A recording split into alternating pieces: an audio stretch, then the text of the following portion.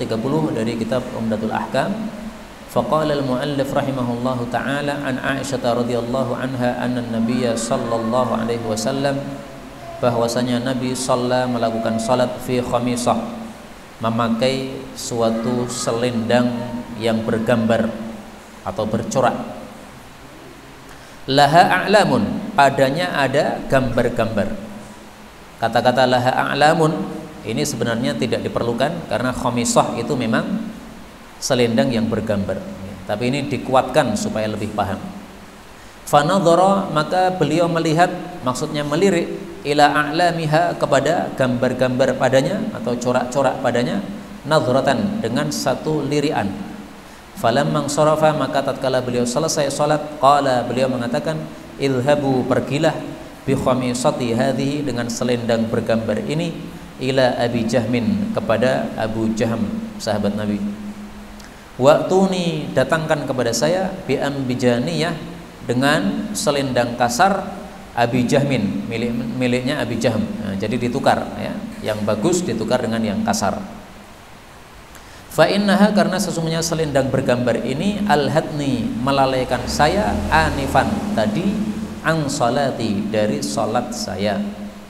Al-khamisah adalah kisa'un murabba', satu selendang yang segi empat, lahu a'lamun, yang ada gambar-gambarnya atau corak-coraknya. Wal ambijaniyah, adapun ambijaniyah adalah kisa'un ghalidun, selendang yang kasar. Hadis ini yang berkaitan dengan bab, yaitu tentang masalah salat, yaitu hendaklah salat dengan baju yang tidak bercorak. Pakai baju yang polos, seperti baju saya ini polos, atau baju putih polos, baju hitam polos, apapun yang polos. Loh, apakah tidak boleh pakai baju batik ketika sholat?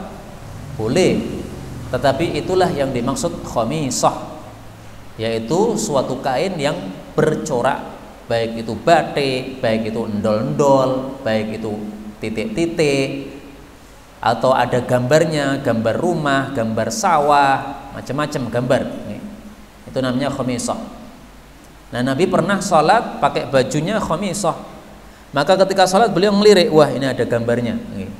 Nah, melirik kepada gambar, meskipun hanya satu kali lirian, itu sudah dianggap Nabi ini mengganggu sholat. Akhirnya selesai sholat langsung beliau lepas. Tolong ini baju yang bergambar ini kembalikan kepada Abu Jahm, karena dialah dulu yang memberikan hadiah kepada saya. Tapi supaya tidak menyakiti hati Abu Jahm, Nabi minta supaya diganti dengan kain yang lain yang tidak bercorak, yang kasar, gak ada masalah. Nah, maka akhirnya Abu Jahm, hadiahnya ini dikembalikan oleh Nabi kepada dia. Tapi supaya dia tidak sedih, maka dia disuruh memberi hadiah gantinya, coraknya dihilangkan. Jadi diganti kain yang tidak bercorak, yang polos, meskipun kasar, Nabi rela, gak ada masalah. Karena itu, kalau kita mau sesuai sunnah Nabi ini, kalau mau pakai baju yang polos, kalau pakai sarung yang polos, kalau pakai sajadah yang polos. Ada enggak Pak sarung yang polos? Ada. Ada enggak sajadah yang polos? Ada, meskipun carinya susah. Karena saya pernah pergi ke toko, besar tokonya, sajadah numpuk banyak sekali.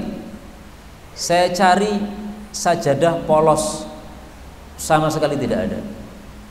Kemudian dia bawa sajadah yang tidak ada warna lain, warnanya semuanya merah, tapi ternyata masih ada gambarnya.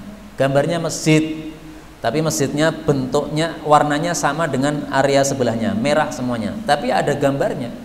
Tetap terlihat ini gambar masjid, warnanya meskipun sama dengan sebelah-sebelahnya, tapi karena ada gambarnya, menurut saya ini nggak polos kayak gini, saya nggak mau, saya cari yang polos saja. Alhamdulillah, kapan itu saya ketemu orang yang jual sajadah, ternyata dia jual yang polos, alhamdulillah. Jadi ternyata ada sajadah polos itu, meskipun rata-ratanya bercorak, biasanya ada gambar masjidnya dan sebagainya. Bukan berarti itu terlarang ya, itu tetap boleh, tapi lebih utama yang tidak bercorak. Kenapa? Supaya sholatnya lebih khusyuk. Karena kalau kita melihat kepada gambarnya, nah, itu bisa mengganggu sholat kita. Misalnya kita melihat gambarnya Ka'bah, wah Ka'bah, jadi malah bayangkan Ka'bah, malah belayang ke sana kemari. Melihat gambar masjid, nah malah belayang pikirannya, oh saya ada ini seperti Masjid Nabawi, nah, malah mikir Masjid Nabawi, atau ini seperti Masjid Namirah yang ada di sana itu, di mana? Jawa Timur, ya. Jadi mikir ke Jawa Timur, mikir kepada kerabat yang ada di Jawa Timur, malah ngerambah kemana-mana mikirnya. Maka hadis ini mirip dengan hadis yang lain, di mana Nabi SAW menyuruh untuk menutupi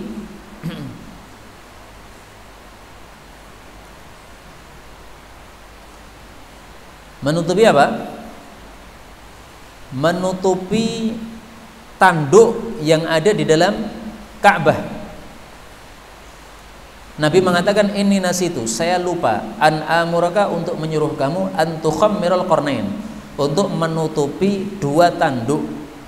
Ini Nabi masuk Ka'bah, di situ ada dua tanduk. Nah, Nabi bilang, ini tolong tanduknya ditutupi. Kenapa? Kalau tidak ditutupi, fa innahu laisa yanbaghi, tidak pantas ayyakuna fil bait, bahwasanya ada di dalam Ka'bah syai'un, sesuatu apapun juga, yashghalul musalli, yang menyibukkan atau mengganggu orang yang sedang sholat. Hadis riwayat Abu Dawud. Ini tanduknya, ini tanduk katanya peninggalan Nabi Ismail. Jadi Nabi Ismail mungkin habis menyembelih, kemudian mengambil tanduknya hewan itu. Nah, kemudian zaman dulu kan orang Arab suka pakai tanduk untuk apalah, untuk trompet, untuk apa gitu, pokoknya dimanfaatkan. Nah, ini peninggalan Nabi Ismail alaihissalatu wassalam. Hanya tanduk saja oleh Nabi suruh nutupi, supaya kalau sholat tidak melihat ke tanduk. Karena kalau melihat ke tanduk, teringat pemilik tanduk. Pemilik tanduk siapa? Nabi Ismail. Jadi teringat Nabi Ismail. Tanduknya asalnya dari apa? Dari kambing, malah teringat kambing. Tanduk sapi, malah teringat sapi. Tanduk kerbau, malah teringat kerbau. Jadi terganggu sholatnya. Karena itu para ulama mengatakan makruh hukumnya nulis tulisan-tulisan kaligrafi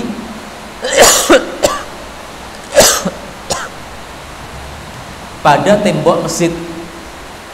Jadi tembok masjid ini mestinya polos kayak masjid ini. Kalau ada tulisan ditempelkan ya di belakang nggak mengganggu.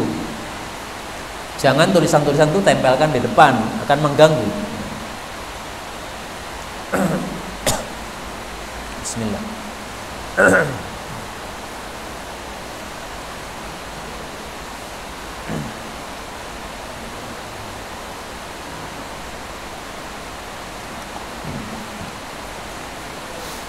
Karena itu Bapak Ibu rahimani wa rahimakumullah, termasuk fikih dari hadis ini juga, jangan pakai kaos atau jaket atau apapun yang belakangnya ada tulisan digunakan untuk sholat. Tulisannya misalnya pilihlah Jokowi. Nah, pas sholat belakang kita membaca pilihlah Jokowi, padahal dia tidak suka Jokowi, akhirnya malah berundel. Nah, sholat malah ndongake Jokowi, ndonga sing elek-elek. Gara-gara apa? Depannya gambar Pak Jokowi. Ini kan mengganggu sholat kayak begini. Kaos-kaos partai jangan dipakai pas sholat.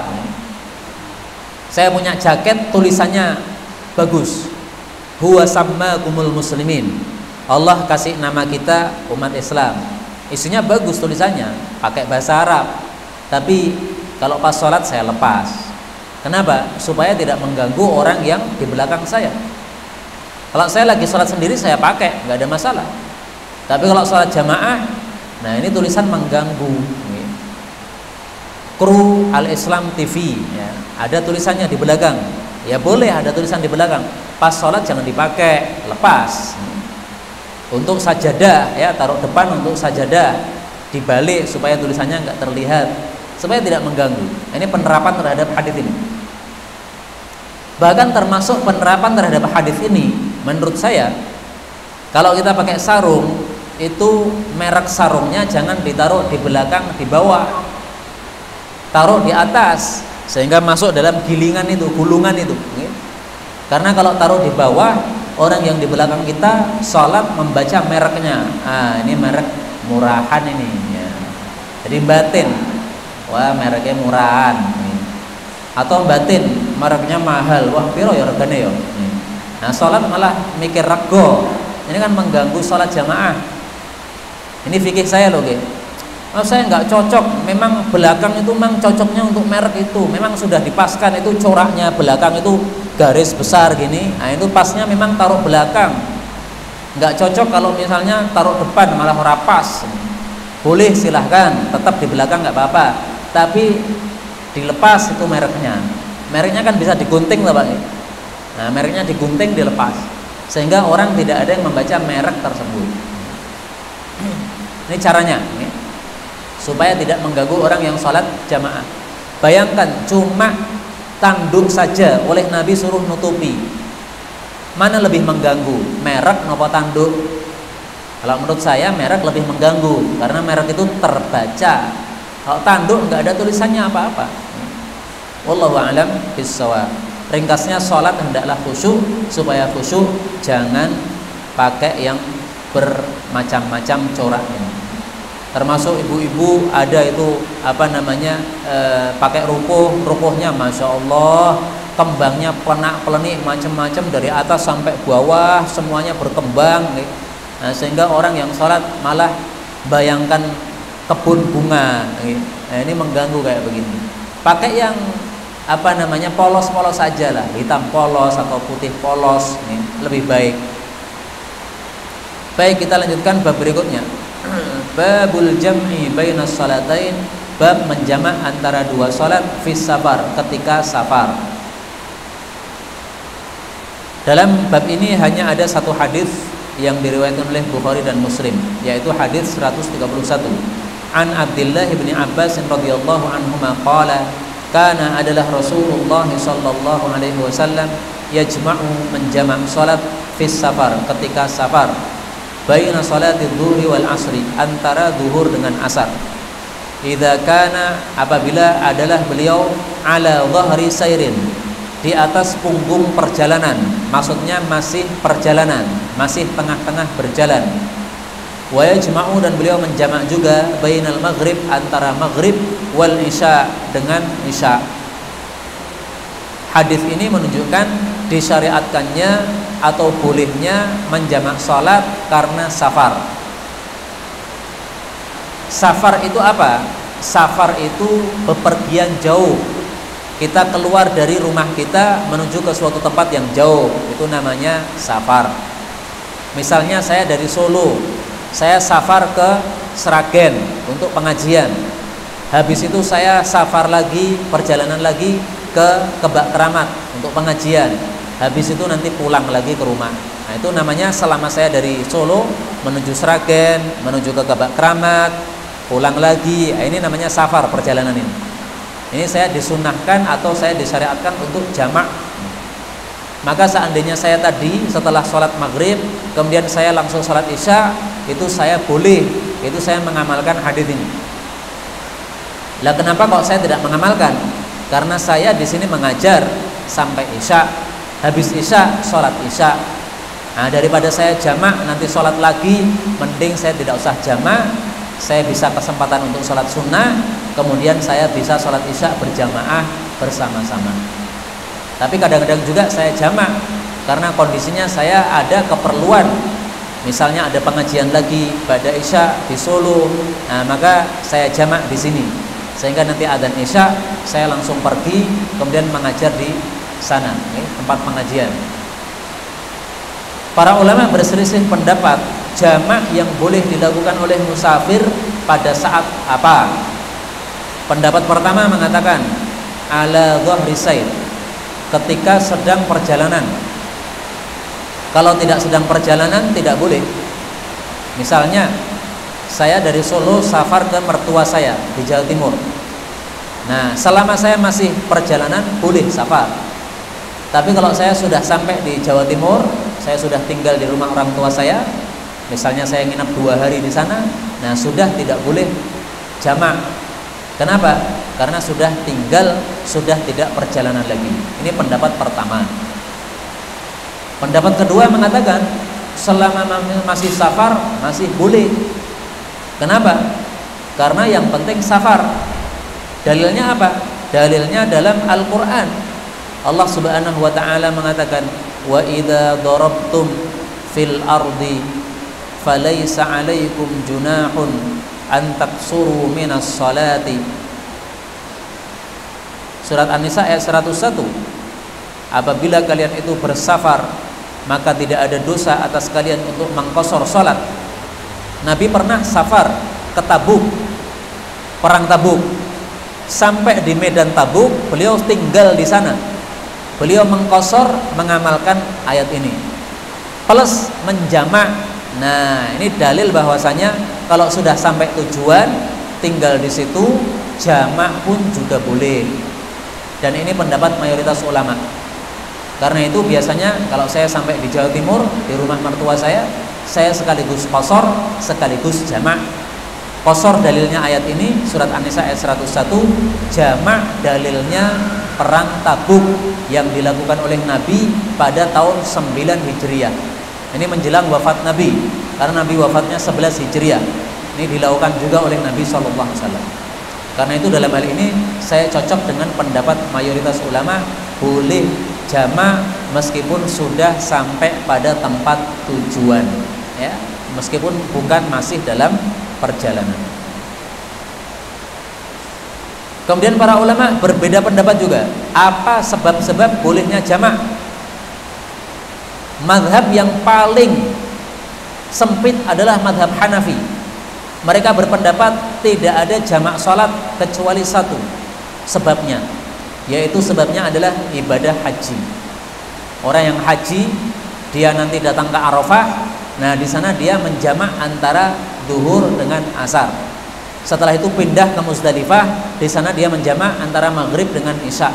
Jamaknya kenapa? Karena haji. Nah, itu mazhab Hanafi. Sehingga tidak ada jamak hujan, nggak ada jamak karena safar selain haji tadi, ya. Tidak ada jamak karena sakit. Kalau mazhab Syafi'i longgar, jamak boleh dilakukan ketika ada hujan seperti ini. Jamak boleh dilakukan ketika sedang safar meskipun bukan safar haji. Jamak boleh dilakukan ketika sakit, sakitnya parah sehingga dia keberatan untuk sholat setiap waktu, 5 waktu berat, akhirnya boleh jamak. Termasuk sekarang ini penanganan COVID. Ada teman saya kemarin tanya, ini saya termasuk nakes tenaga kesehatan, harus pakai astronot untuk mengurusi orang-orang yang kena COVID. Nah, maka dia pakai baju astronot itu, ya, kerubutan, dia tidak boleh lepas selama 4 jam. Masuknya jam 5 sore, 4 jam berarti 6, 7, 8, 9. Jam 9 malam baru boleh keluar. Berarti sholat maghrib kelewat, sholat isya kelewat, tapi masih waktunya kalau sholat isya. Nah, dia tanya gimana nih, boleh nggak dijamak? Ya, kalau memang tidak bisa dilakukan sama sekali, ya dijamak, nggak apa-apa. Tapi kalau mau pakai mazhab Syafi'i, kita tetap sholat maghrib tepat waktunya, dalam kondisi masih pakai baju astronot tadi, dalam kondisi tidak wudhu karena nggak boleh dilepas.